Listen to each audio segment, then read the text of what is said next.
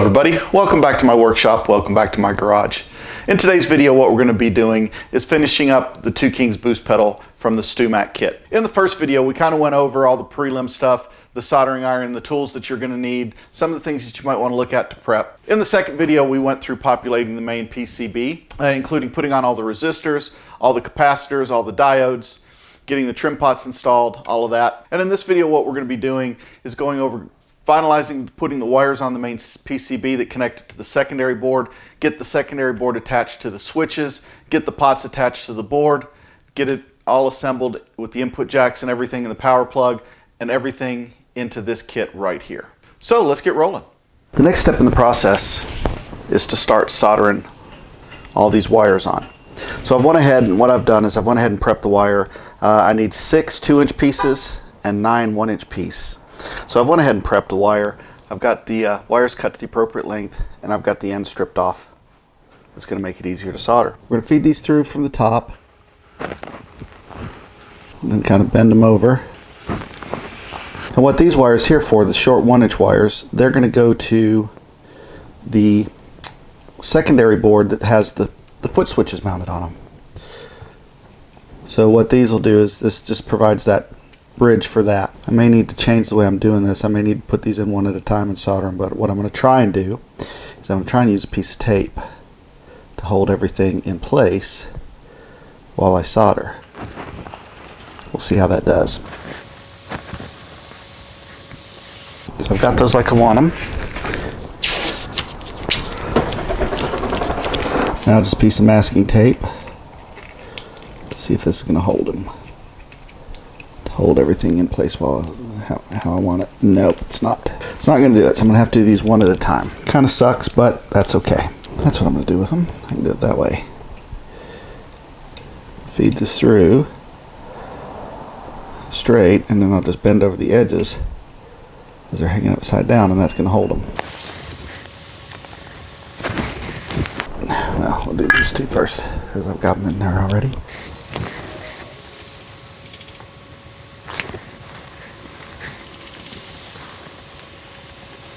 All right, there's 2 of them.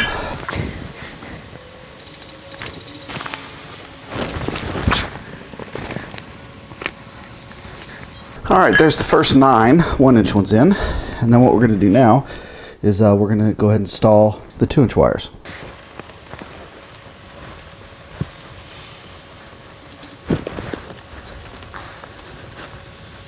There we go. Just wrap those around like that, and that'll hold it a lot better.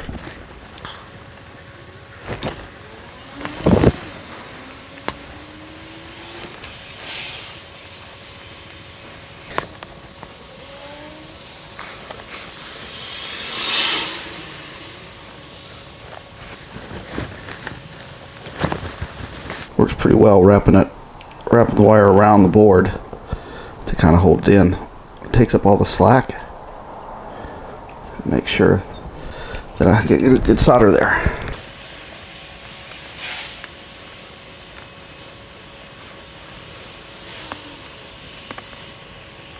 Alright, here we go. That's the board all soldered up with the wires installed. Now what I'm going to do is I'm just going to go ahead and trim the ends. So I've got all my wires soldered on.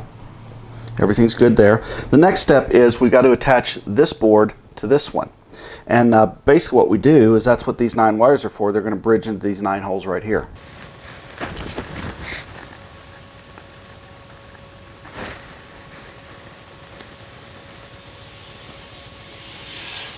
I think it's easier to do these one at a time, or 2 or 3 at a time, than it is to try and do all 9. So that's what I'm doing.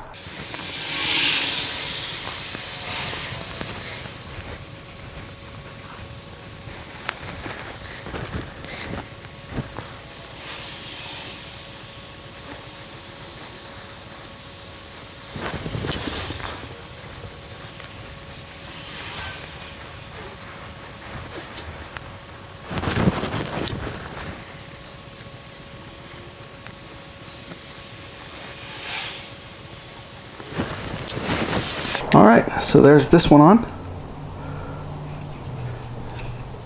And that's all secured to it. So what I need to do now is just trim the back of those wires. Make sure there's nothing sticking out. Make sure there's nothing grounding against one another. Alright, well that's nice and secured on there. Back's all nice and tidy. Next thing that's going to have us do is go ahead and put the knobs and switches into the enclosure to solder the board to that. So what I'm going to go ahead and do is I'm going to do that off camera, and then I'll come back when I'm ready to start soldering everything together. Basically what I'm going to do is I'm going to put the pots in from the top of the board. That way it orients them correctly, and then I can make sure that everything's good. And I've got to be careful because I do have 3 different value pots. So basically I got to make sure I put them in the right positions because I do have 3 different pots. I've got a B25K, I've got an A100K, and a B100K. So I got to make sure I have those in the right spots because what we're going to be doing after I put them onto that enclosure is we're going to be soldering them to the board. One thing I need to do to all the pots is all of them have this little alignment tab on them. And I want to snap that off because I want the pots to sit flush with the body of the housing.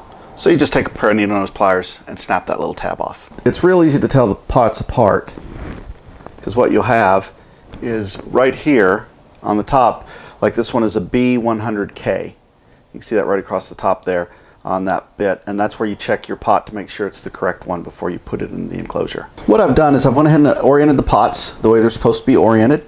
My 25Ks right here are my tone controls. My 100 alphas are my drive, and then my 100 bravos are my volume.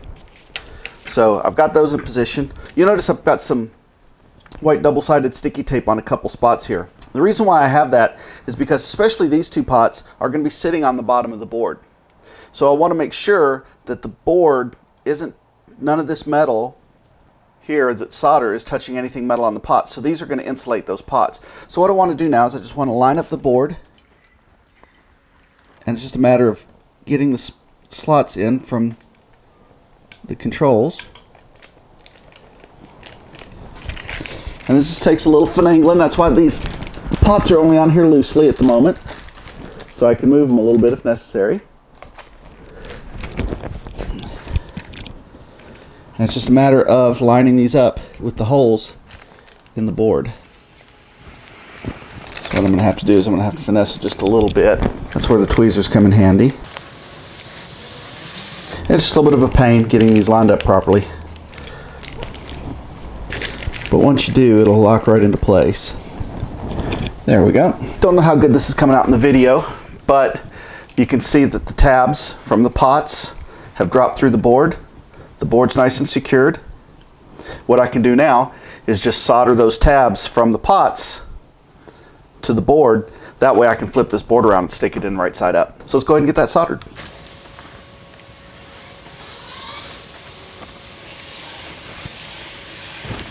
The one thing you want to be careful of here is because I'm soldering from the top of the board now.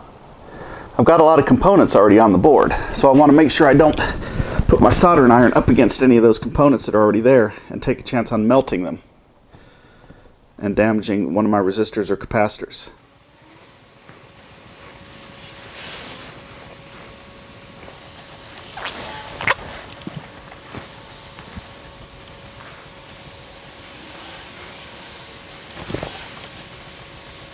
And the same here. Hold the soldering iron in place for 5 to 6 seconds, and then hit it with some solder, and it'll flow right through. Leave it for about another second after you remove the solder, and that provides for a nice, lets the solder flow.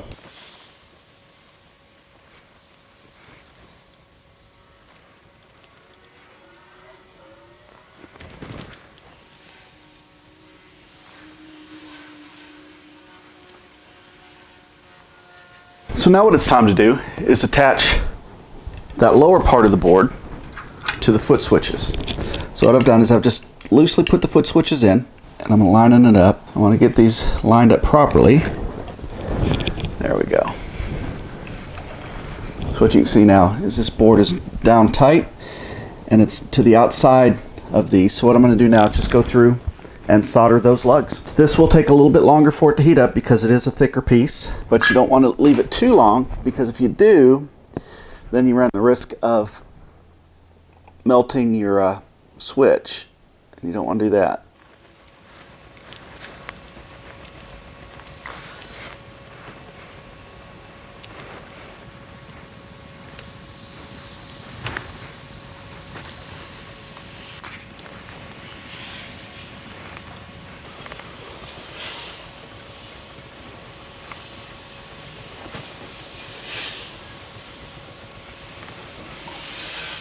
All right, there we have it. We have our two boards together.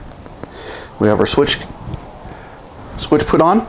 We're not using the battery on this one. This one is the, I chose to go with the power only.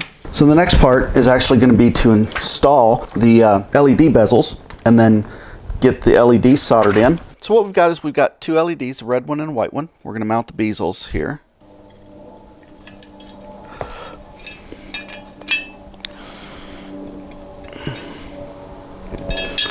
There we go.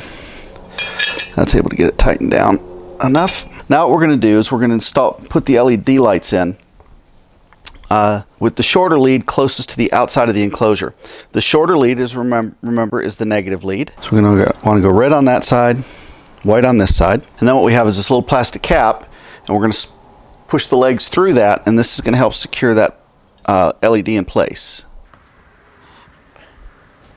This is where it gets a little fiddly, because you want to get the leads through the holes. There we go. And that's just going to hold that in place. Same with this side.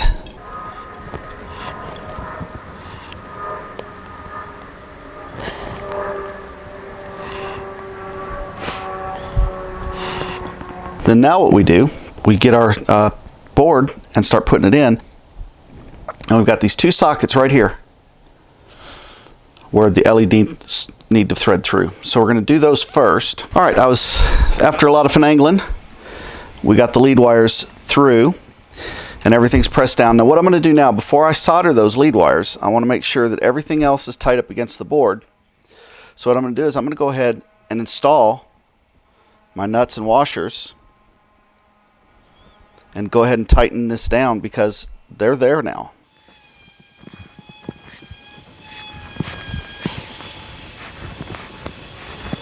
There we go. And we're just going to snug these down.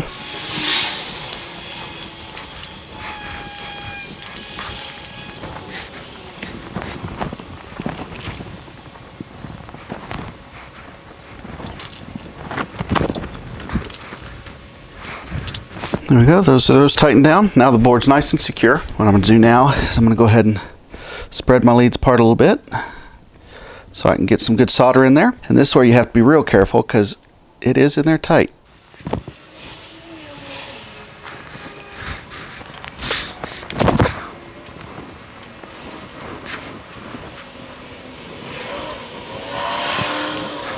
There we go. Those are soldered in.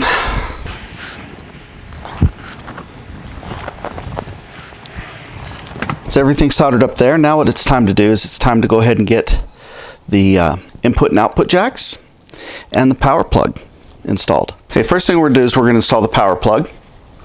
There's three prongs on it, positive, negative, and then one for the battery. The battery on this one is going to be left blank because we're not installing a battery, and I don't have to worry about it because I only got the one mine only came with two.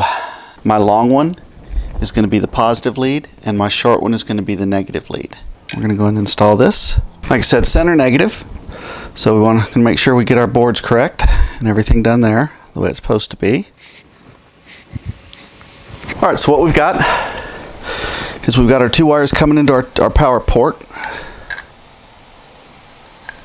And I've verified negative is going to negative for the center post, and positive is going to the longer post, which is the positive post.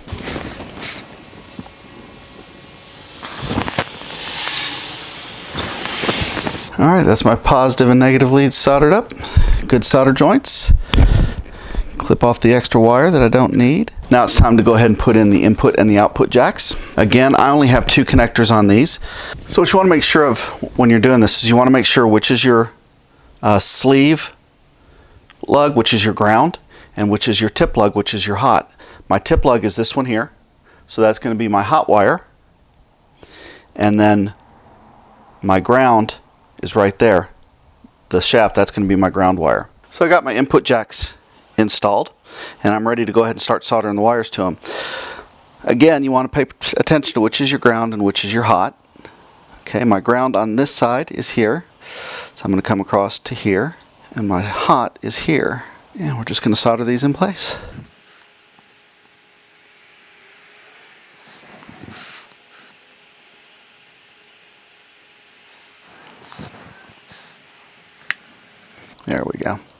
Just want to make sure it's got a good solder joint there. And then on this one, ground is here.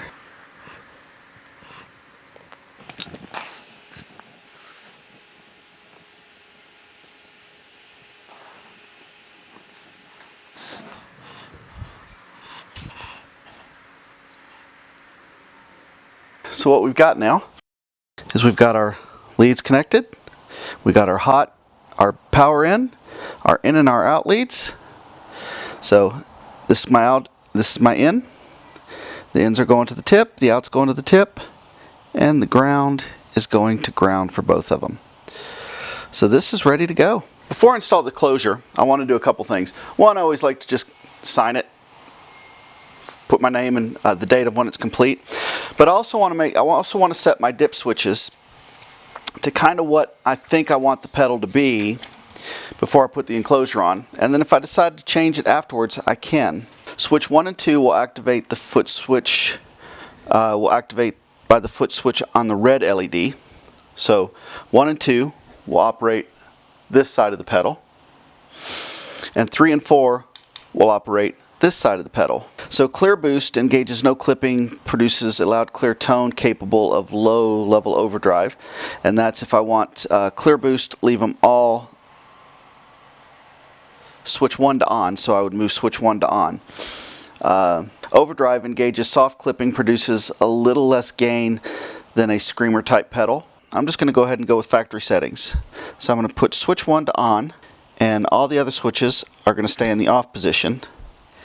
And this is going to make it the factory setting. And then if I want to change it, I can change it up after that. But I'll stick with factory setting for now. Let's go ahead and get the enclosure put on.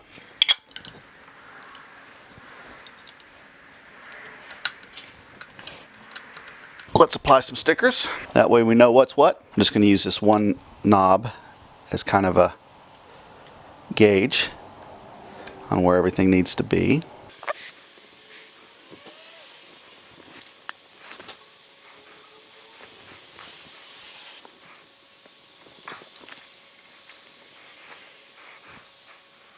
There we go, volume, drive, and tone. Let's get our sticker here put on.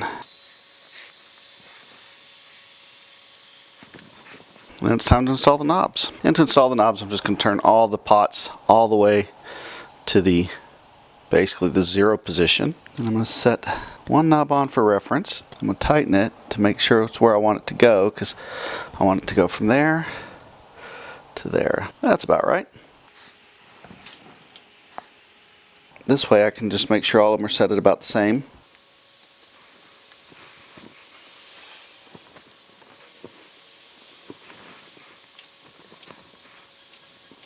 And there we have it. All that's left now is to plug it in, make sure the power works, and do some tone tests with it. Alright everybody, I hope you've enjoyed the video. This was a great pedal to build. All in all, it took me about 6 hours of build time. So please, if you like what I'm doing, click like, click subscribe, leave a message in the comments below. Let me know what you think. I definitely answer all the comments that I get, so if you're looking for anything like that, I'll be happy to provide whatever feedback I can. And until the next time, take care.